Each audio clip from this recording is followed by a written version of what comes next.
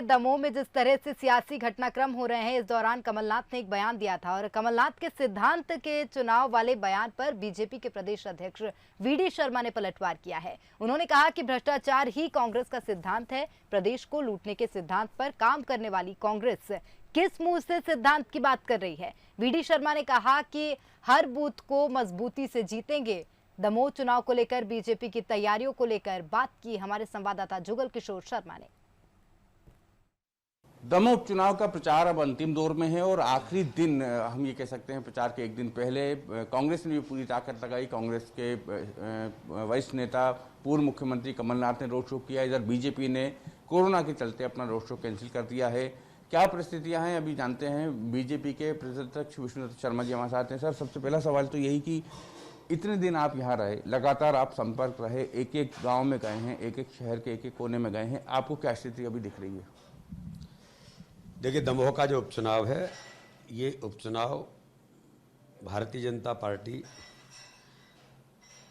केवल प्रचंड बहुमत से ही नहीं, हमने अपने संगठन तंत्र की मजबूती के आधार पर मध्य प्रदेश की सरकार माननीय मुख्यमंत्री शिवराज सिंह चौहान के नेतृत्व में और मोदी जी के नेतृत्व में जो काम इस दमोह के अंदर आम गरीबों के हक और अधिकार के जो हुए हैं, उसके आधार पर हम हर बूथ पर जीतने का प्रयास भारतीय जनता पार्टी का है और ऐतिहासिक मतों से चुनाव जीतेंगे। और बहुत व्यापक तौर पर जनता का समर्थन भारतीय जनता पार्टी को इस चुनाव में मिला है। मैं तो लगातार कई बार यहाँ पर लोगों के बीच गया हूँ, चाहे सभाएं हों, चाहे संपर्क हो, और उस दिशा में मैं पूर्ण विश्वास के साथ कहता हूँ कि चुनाव बहुत ऐतिहासिक मतों से जीते।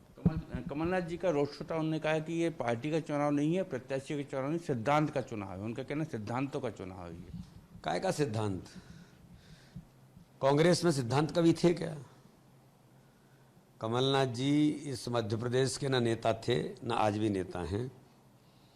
वो तो एक उद्योगपति हैं, मुख्यमंत्री बने थे, बाई एक्सीडेंट बने थे, और ये वो भी जानते हैं और उनके नेतृत्व ने भी इस बात को कहा।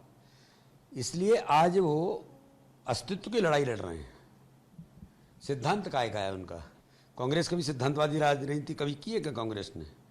मुझे जरा जवाब दें। देश के लोकतंत्र की वो बात करते हैं, लोकतंत्र को हत्या करने का काम इस देश के अंदर किसने किया था? और कमलनाथ जी, आपकी भूमिका क्या थी? 84 के दंगे हुए थे, क्या किया था आपने? क्या आरोप है आपके ऊपर? आप किस सिद्धांत की बात करते हो?